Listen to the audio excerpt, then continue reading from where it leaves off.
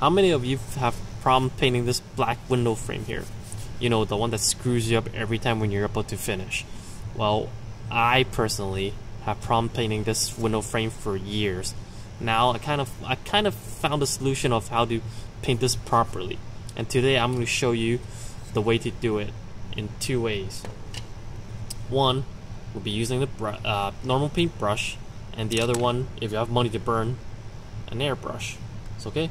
So the tools you'll be needing for today would be Tamiya masking tape. Get the 18mm ones.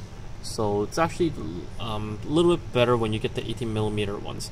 It covers a lot more space up, and I'll show you how it comes in handy out in just a while. X-Acto knife.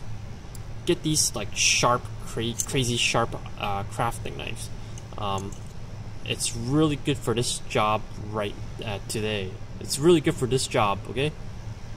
Because when it comes to cutting these masking tape, especially the Tamiya ones, this will come in really handy. Don't get these ones that you can pick up at the dollar store.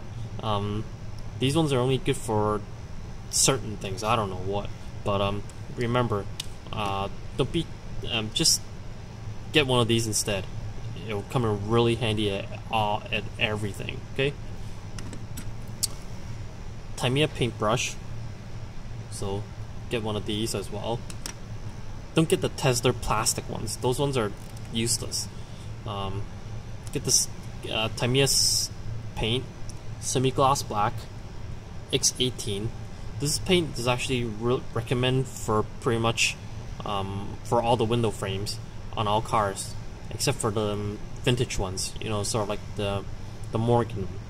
So keep that in mind. And also paper and masking tape. Okay. So here we go. Let's cover this part up first. As you can tell, I already I already did this part. I already did the side, and I'm going to do this side as well. Okay. So one side I'm going to use paintbrush, and the other side I'm going to use airbrush. So this side over here I'll be using paintbrush for it, and this side I'll be using airbrush. Okay. So here we go. Let's cover some parts up first. When you're doing this, just remember, as soon as you apply the masking tape on it, dig your nails right in this part here. Wait. Dig your nails right into the gap between the frame and the body. Make sure no paint will just squeeze right through. So just like dig right into it. Another tip is this edge, this gap here, between the fender and the door. So remember, just dig your nails right in there. So because this is like a common place for paint to squeeze right in, so keep that in mind.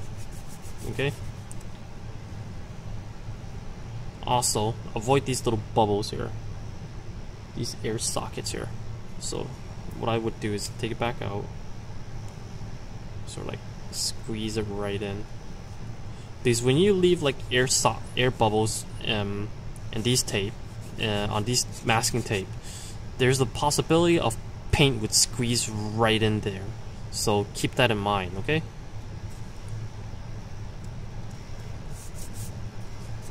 Also, one little tip.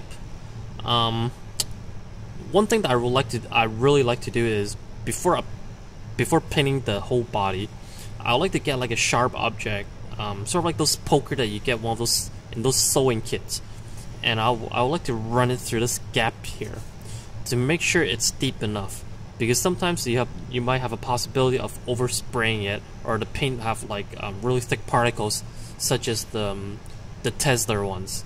So make sure I'd love to just like run it through with a sharp object in these gaps here.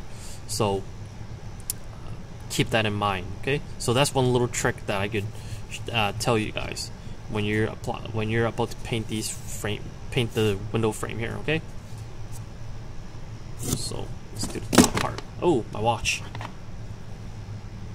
Sorry about that.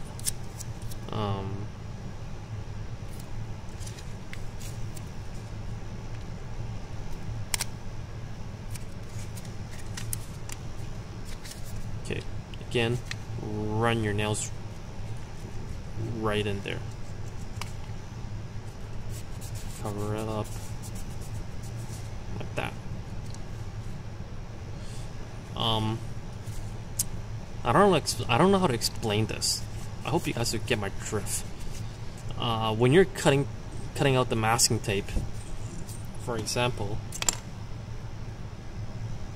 if I'm doing this, you can see like the the overlapping of the tape here. When I'm cutting it, make sure you cut it downwards like this, not upwards like this. If you guys cut it upwards like this, you have a chance of dragging the tape off of the body here. So just keep that in mind. I don't know if you guys can get my drift, but I hope you guys do. But if you guys don't get it, like, try it yourself. Sometimes your knife is like, it's not 100% sharp, so you have a possibility of dragging the tape off of the body. So keep this in mind. Keep this in mind as well, okay? So here we go. Let's start cutting.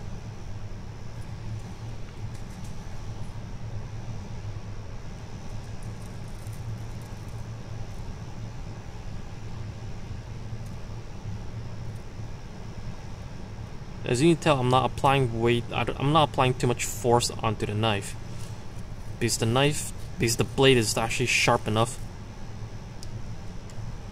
When I just like gently run it through the tape, it cuts, because these blades are sharp enough to like for you not even to have put force onto it. Okay, so like that. There we go.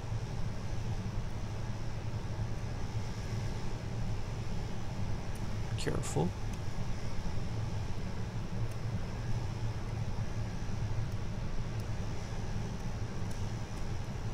I think I screwed up the paint job already. Oh well. Here. Kinda like that.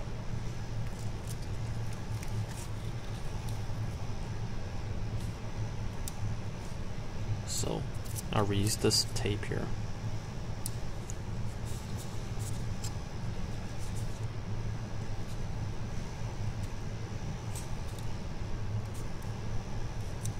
There.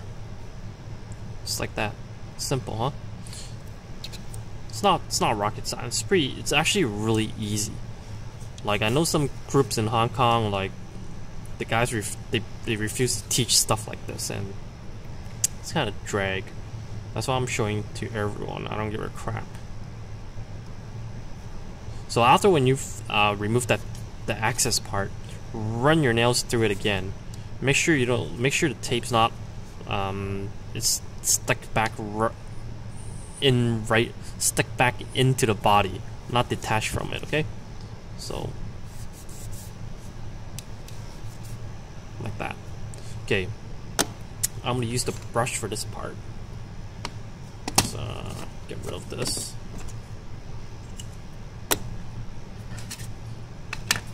I'm gonna use the airbrush after. Okay, here we go. Oh man, there we go. When you're applying paint onto this, onto the window frame, make sure you don't leave like apply it like with a big blob like this. Because if you apply with a big blob like this, you have a really greater chance of having paint just like squeeze right through these masking tape there, and sort of go right onto your body. So make sure, not like a blob, just like a little bit. I'll show you what I mean right now. Just like get rid of the access paint. I'll paint this part first.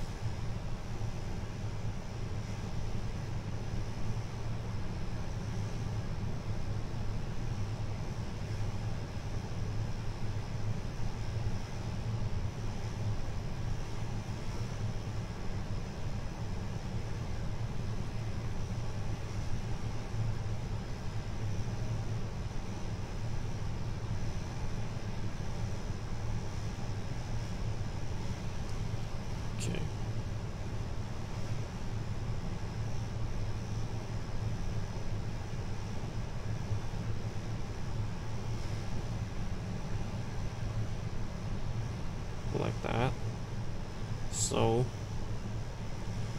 Yeah. So make sure to like apply a like thin layer of paint onto the frame here. Too much, if you apply way too much onto it, it's gonna go right onto the body, go right through the tape and right onto the body, and you're gonna end up kicking yourself. So keep that in mind. What I'm gonna do is that this layer of paint is gonna be dry out really fast. So when I'm finished right here, when I'm spraying on the other side, probably this part will be dry, would be like 50% dry. So I'm gonna remove this part after when I'm done with the other side. Okay, and I'll show you how, show you the result of this.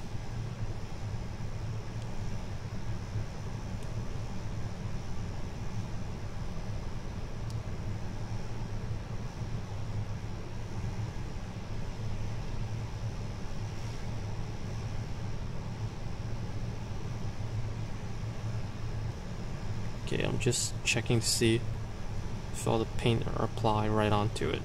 Okay, so this is good. I've finished this part here. So this is actually a thin layer of paint, so it'll probably dry up pretty fast. Okay, so I'm gonna use airbrush on this side. I'm gonna cover a little bit more, cover up more body, more parts up. Okay, so I'm gonna be using this masking tape here.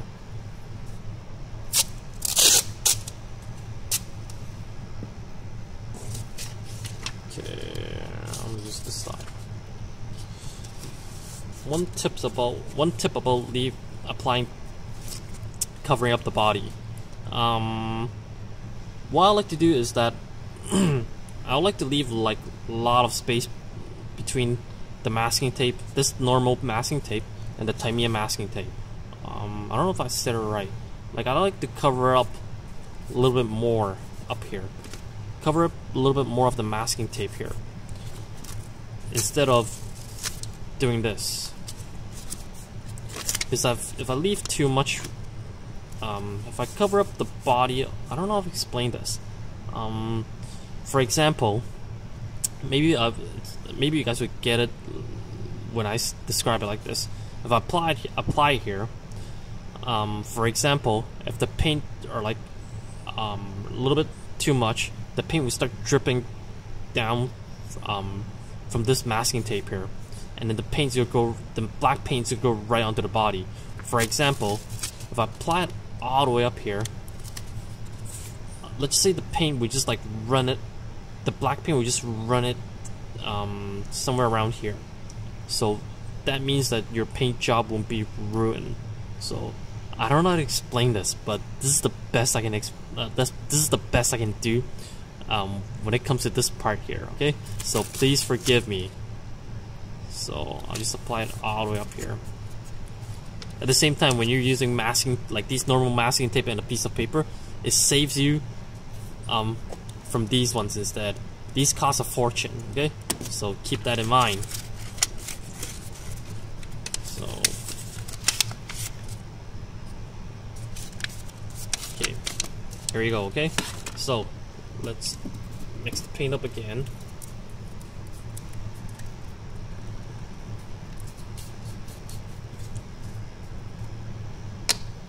And here we go. You can probably tell right away that I'm not good with airbrush. I suck using airbrush. I wish I know how to use airbrush. It'd be awesome if I do, but I suck. Okay?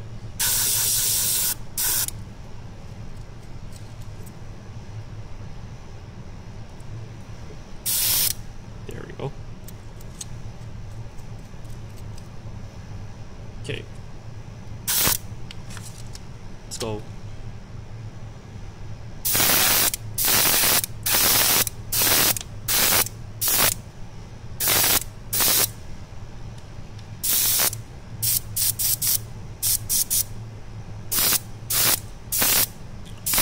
Oh, one thing I need to tell you guys. If you guys are planning to use airbrush for this job, make sure these holes are covered up.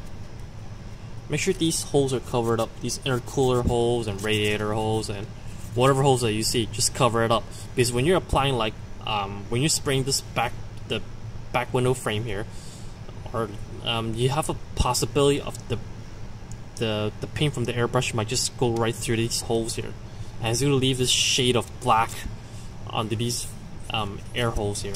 So keep that in mind. It happened to me with an RX-7 before. As you can tell, my paintbrush is screwed. My airbrush is screwed up. Left some marks in here. Okay, so keep good maintenance of your airbrush as well. Again, back to this. So cover these whatever holes that you see, these light holes here and these air vent holes here. Just cover it up before when you're using airbrush for this job. Okay.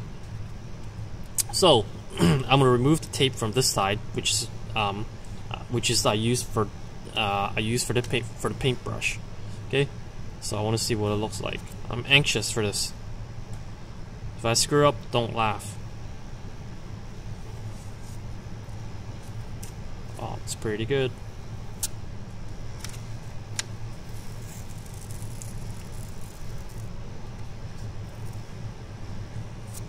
Ta-da! Okay. I don't know if you guys can get a closer look at this. Let's remove the rest.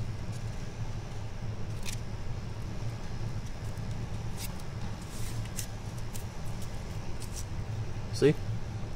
It's not bad. It's pretty good. If you guys miss a couple of spots, for example, in the future, if you guys miss a couple of spots, I don't know if you guys get one of those really thin pens that you use, like they have a really thin tip that you can squeeze the pen right through this gap in between, just like run it through. That's what I do with most of my cars. And if you guys have like a really thin paintbrush, sort of like those old, those worn old ones, you guys can actually like repair, sort of like fill in the remains that need to fill in the spots that needs to be filled in with those really thin paintbrush that you have. Excuse me. I have one that's really worn out, and at the same time, that's like the best brush that I have, because most of the time it does the job to fill in the parts that need to be filled in, sort of like these little gaps in between. So those brush would come in really handy. If you have one of those worn ones that have like, you know, a couple pieces of fur or whatever have left, and get one of those. Like, those are the best, and to fill in the gaps like in between right here, like these little spots right there. Okay, so keep that in mind. I think this part's done as well. Let's see, because I don't want to do this separate. So screw it. I'll remove it.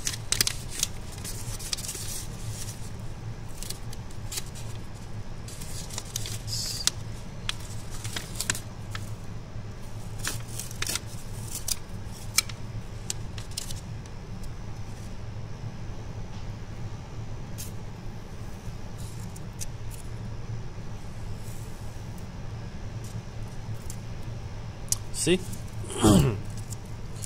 It's like that. Of course, airbrush looks better, but sometimes, like, not everyone can actually afford an airbrush. So, so not everyone can afford an airbrush. So sometimes you just have to stick with just like normal paintbrush, and you can do as well as the airbrush. Well, not as well, but sort of like the same, not as pretty as using the airbrush. So this is the difference between an airbrush and using the paintbrush. Okay, so again, it's Christmas. I'd like to thank everybody that support me for the last 10 videos, I think. World peace. I don't want any more violent. Thanks for support.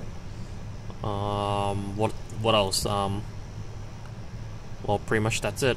I had it all in my mind, but I forgot. So just want everybody to be safe. Anyone who's over in the North America, stay warm, stay safe, No more violence for anybody. So, okay, just Merry Christmas and Happy New Year. Take care, everyone. Okay, so I'll see you guys next week. Okay, so Merry Christmas, Happy New Year, be safe, peace to everyone, be happy, and that's it. Okay, so take care, guys. Bye.